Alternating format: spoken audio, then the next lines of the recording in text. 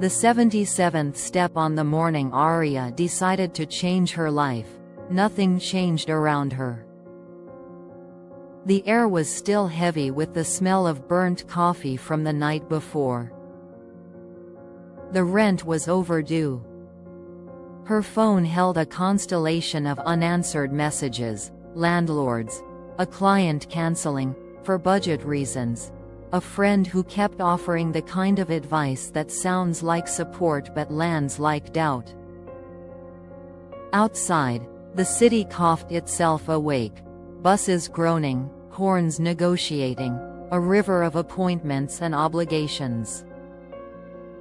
Aria put both palms on the small kitchen table and breathed once, twice, 3 times. The table wobbled. Her resolve didn't.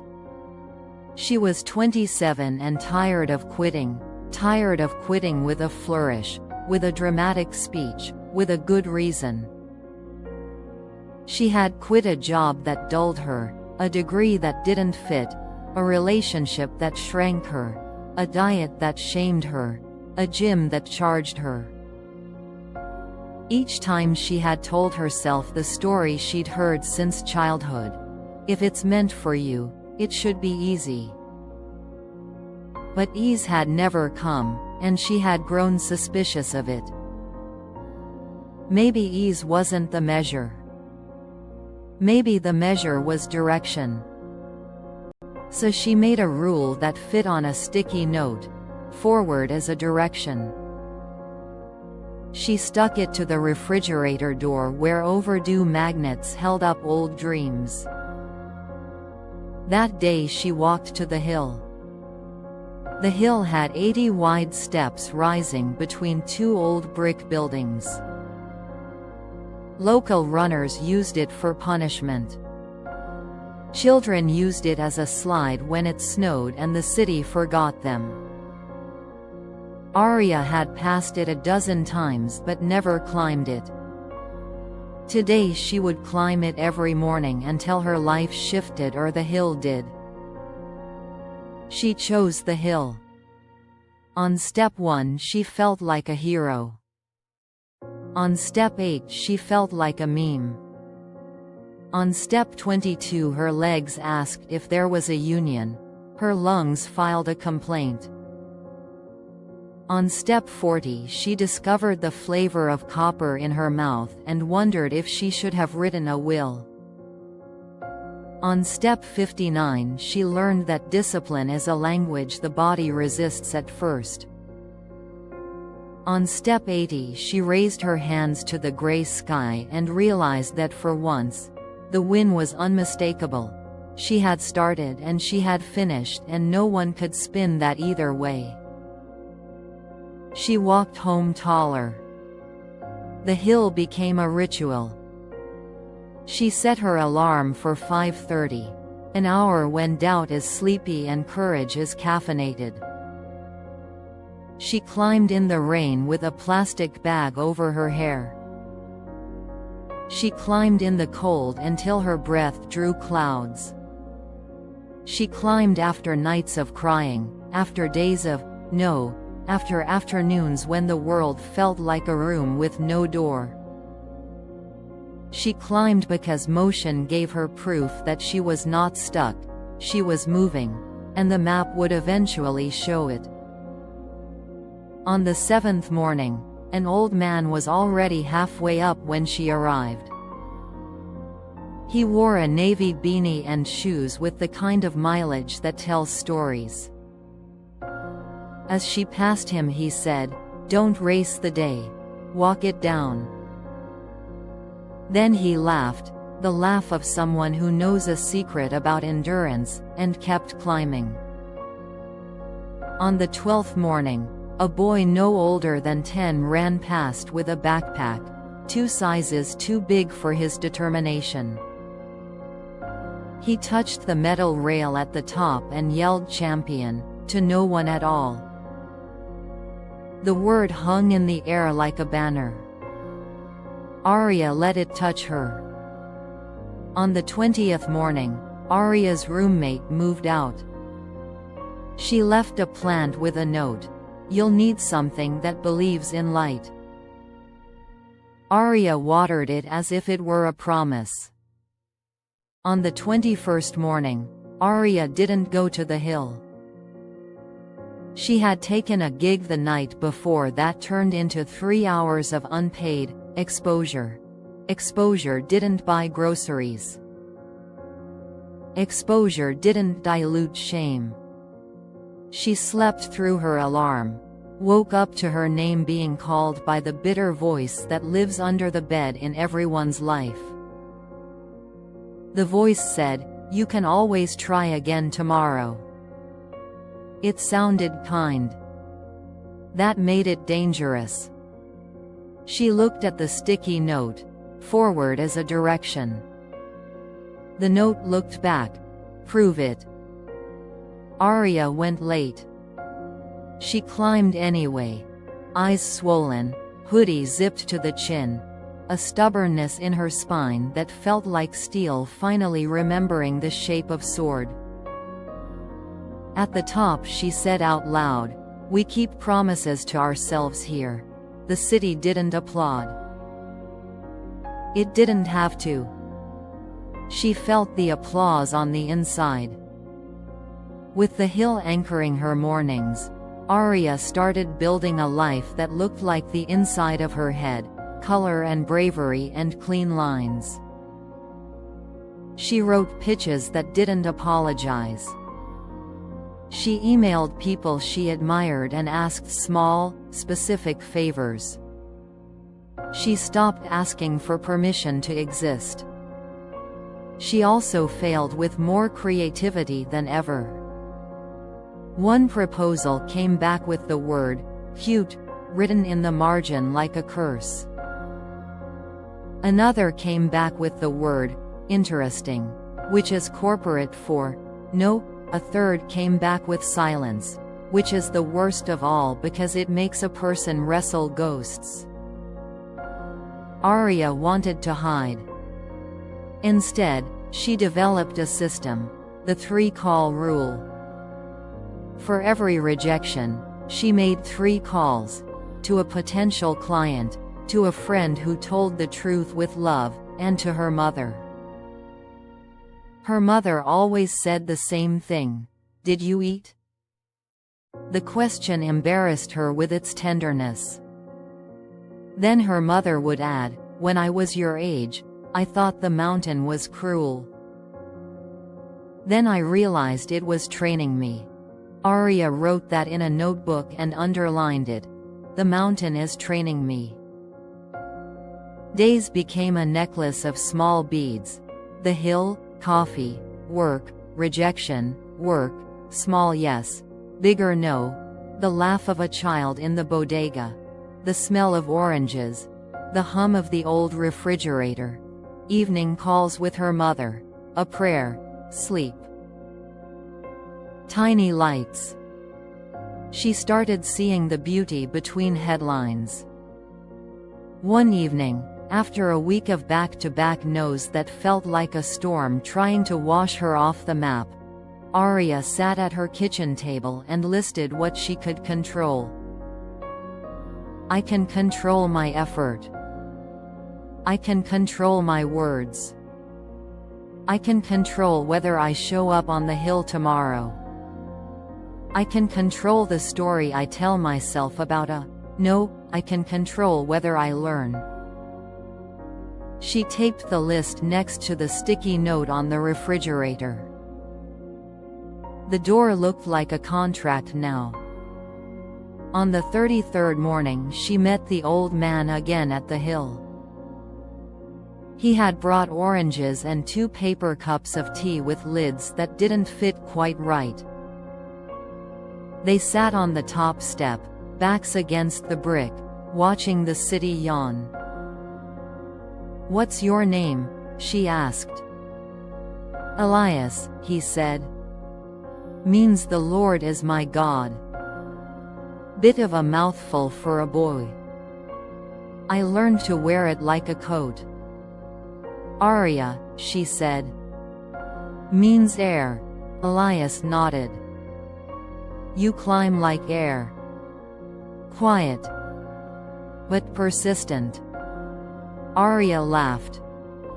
I climb like gravity is losing interest. They sipped their tea. Elias said, people think success is a door you open once with a magic key. Truth is, it's a set of stairs you take every day, even on the days your knees argue. The world respects stairs. What if you miss a day? Aria asked. You don't owe the past an apology, he said. You owe the future a decision. Aria wrote that in her phone. The 40th step of anything hurts. The 40th day of saving. The 40th page of a manuscript. The 40th hour of a new habit. The first 20 are adrenaline. The last 20 are momentum. The middle is where a person meets their real voice.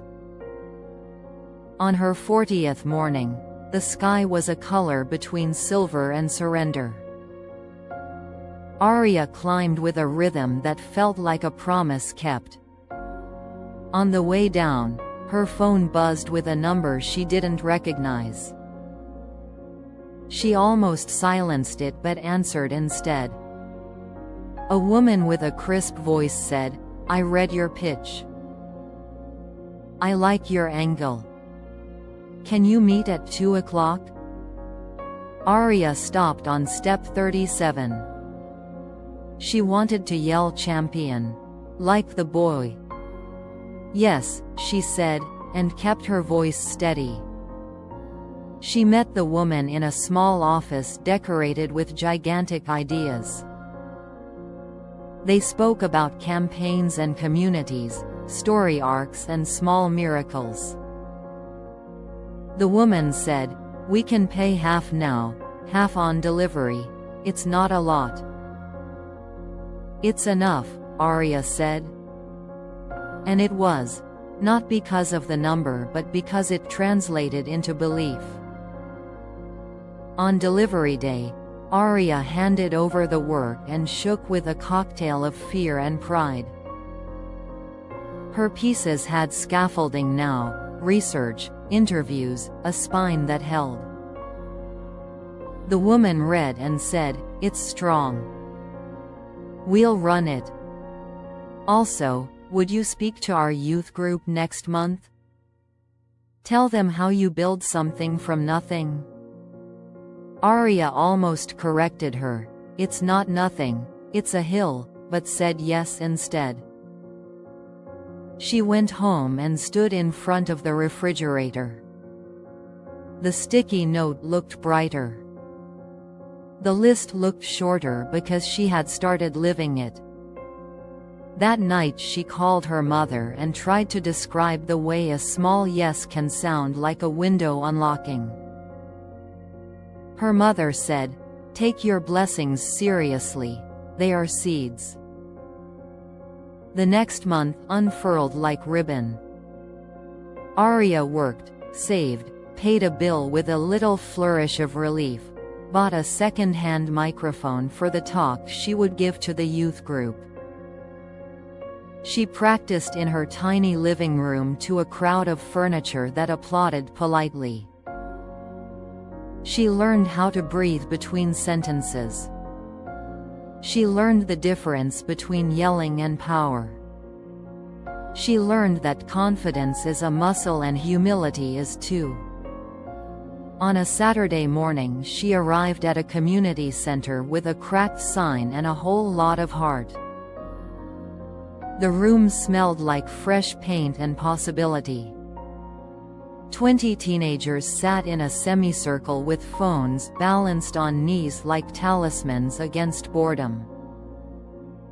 Aria thought, they will hear truth or they will hear nothing. I must choose. She told them about the hill. She told them about step 8 and step 22 and step 59. She told them about cute in the margin and interesting in the email and silence on the line. She told them about Elias and the boy who yelled champion. She told them about a sticky note and a refrigerator and a promise. A girl in the second row lifted her hand and said, "What if nobody believes in you?" Aria said, "Use the disbelief like a weight. Let it make you strong. But do this. Believe in yourself loudly enough that it becomes contagious. Belief is social." A boy with a hoodie pulled up to his eyebrows said, "What if I try and I don't change?" Aria said, "Then you're in the middle. The middle is real. The middle is where strength is born. Keep going. The day you want to quit is the day you're closest." A third kid, quiet and sharp, asked, "What if I don't know what I want?" Aria smiled. "Then want direction. Want to want. Curiosity is a compass. Follow what makes you feel awake."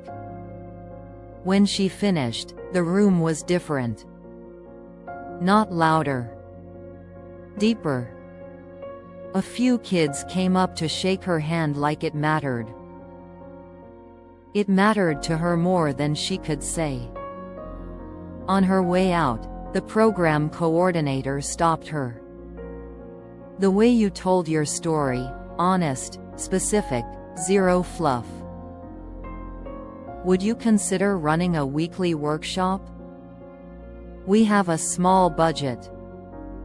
Aria almost cried. She said yes. When she told Elias the next day, he clapped his weathered hands and said, "You've become a staircase for others." Workshops on Wednesday. Hill every morning. Writing, sending, following up. Paying 2 bills on time felt like a symphony. Buying fresh fruit without counting coins felt like a festival.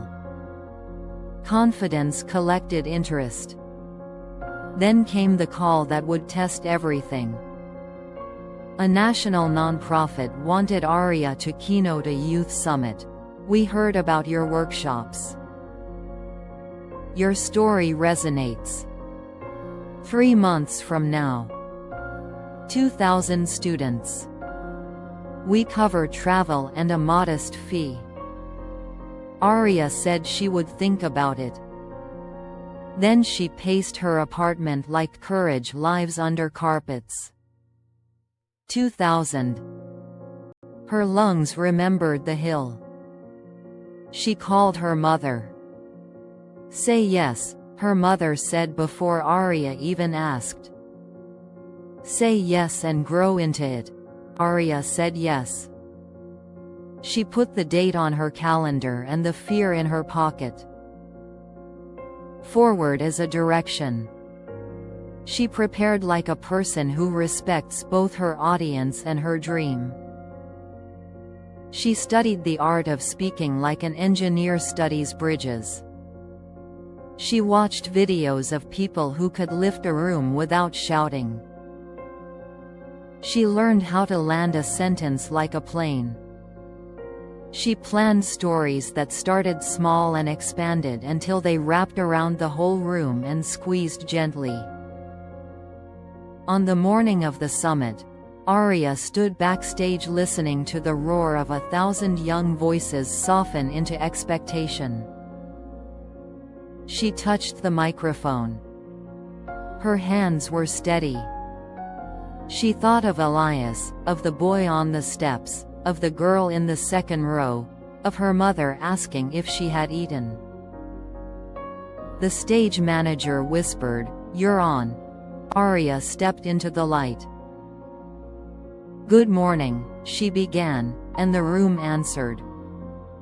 "Before I tell you why I'm here, let me tell you where it started. On a staircase beside 2 old buildings, 80 steps high. I went there because I was tired of quitting. I stayed because I discovered a rule: forward as a direction. She told them about the middle, the ache of step 40. She told them about the fridge and the note and the list. She told them the exact sentences she told herself when she wanted to stop. You don't owe the past an apology. You owe the future a decision. The mountain is training me. Small wins are still wins, stack them. Belief is social, pass it on. She looked out at the ocean of faces and recognized the storm she used to live inside. She gave them shelter made of sentences. Then she did something she hadn't planned. She asked them to stand. If you've ever thought you weren't enough, she said, step forward one step. If you've ever been told you're too much, step forward another. If you've ever finished something hard and nobody clapped, step forward again. Look around. You are not an incident, you are a movement. They were. The room became a chorus of sneakers and resolve. She finished with the truth.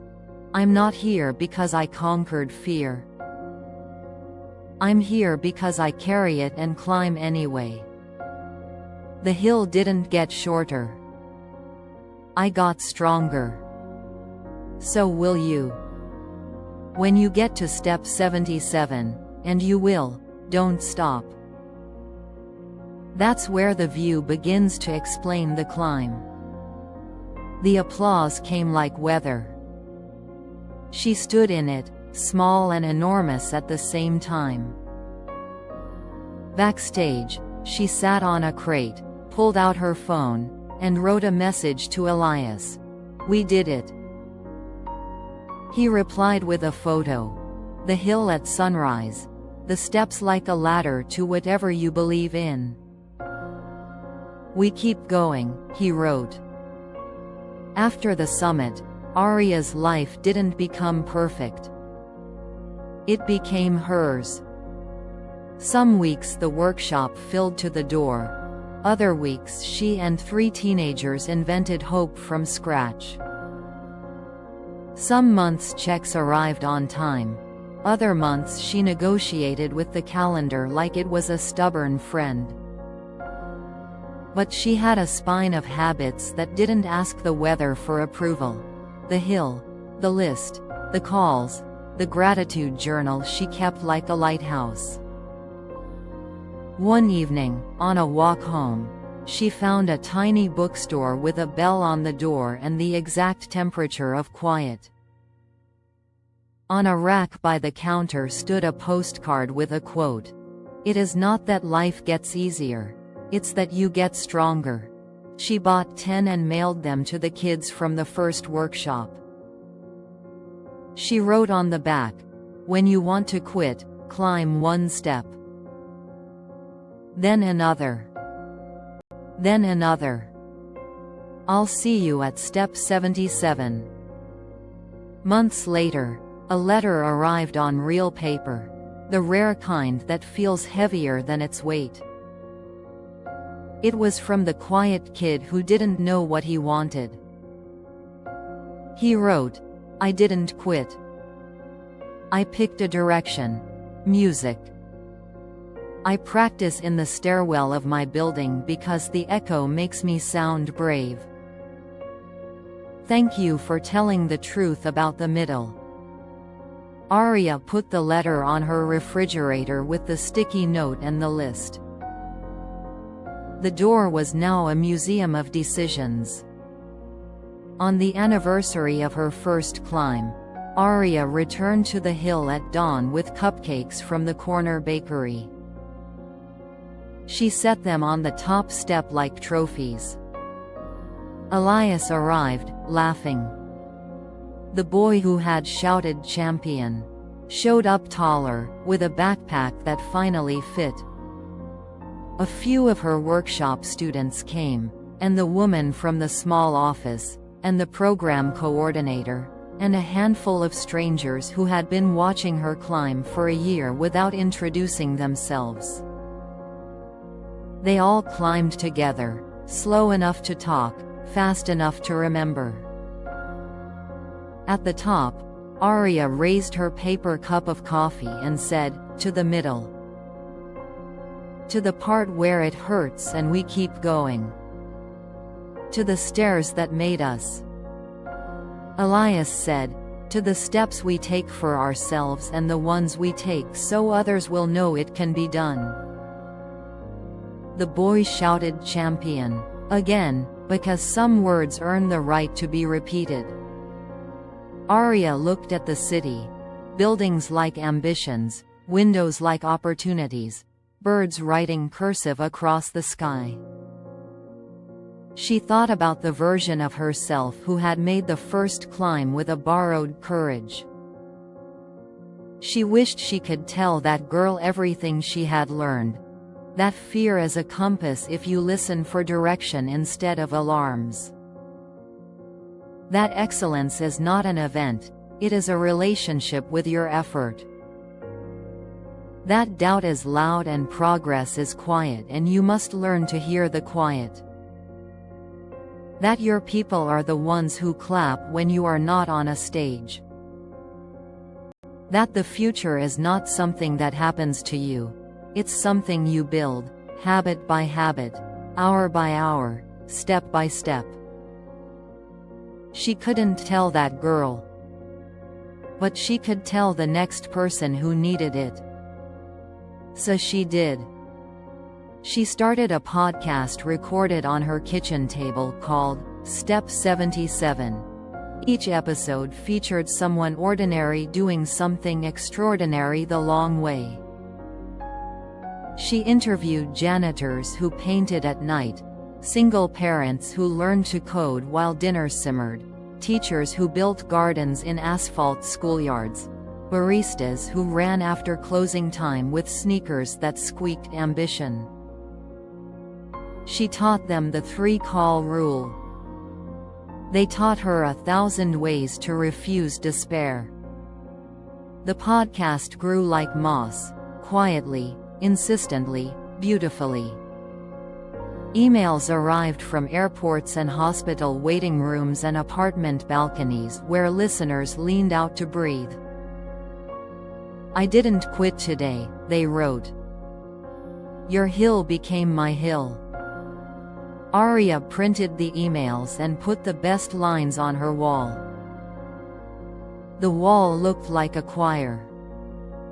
One message said, "I listened to your episode while climbing the stairs to the shelter where I'm staying. When I reached the top I cried because I realized I'm not just climbing stairs, I'm climbing back to myself. Thank you." Aria cried, too. Then she made another episode. Forward is a direction. Years later, when people introduced Aria on stages much bigger than the first, they listed her titles: speaker, writer, founder, mentor. They listed her awards, the grants she had created to help first-generation students, the scholarship named after Elias, the community center wing where she hung a photo of the 80-step hill. She smiled because the list was lovely, but the truth was simpler. She was a climber. And climbers keep climbing because the view keeps changing. One afternoon, after a lecture at a university where the hall smelled of wood and history, a student approached with the urgent vulnerability of someone who has decided to live differently before dinner. "How do you know when you've made it?" the student asked. Aria thought about it, then said, "You haven't, and you have. You haven't because made it is a horizon that moves as you do. You have because you're moving with intention. The point is not a finish line, it's a practice. Ask a better question. How do I keep making it? And the answer is this: choose your hill, keep your promises, stack your small wins, and become a staircase for others. The student nodded. What if I'm scared? Bring your fear, Aria said. Pack it with your water and your snack and your hope. Fear is heavy at first. Then it becomes a handle. You carry it. It doesn't carry you. She walked out into the blue afternoon and called her mother just to hear the comfort of ordinary conversation. Did you eat? Her mother asked. Aria laughed and promised she had. Then she sent a text to Elias, now a legend on the steps. Lunch on me tomorrow? He replied with a thumbs-up emoji and a quote he had adopted as his. Don't race the day. Walk it down. Aria walked down the campus stairs slowly, joy moving through her like weather.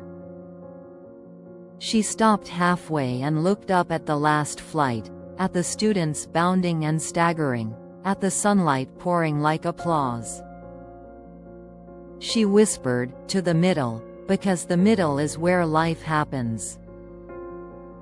Then she kept going, one step, then another, until the ground felt like a friend and the future felt like a decision she got to make again tomorrow. And somewhere in the city, on a hill between two old brick buildings, a child shouted champion, to no one at all, which is to say to everyone.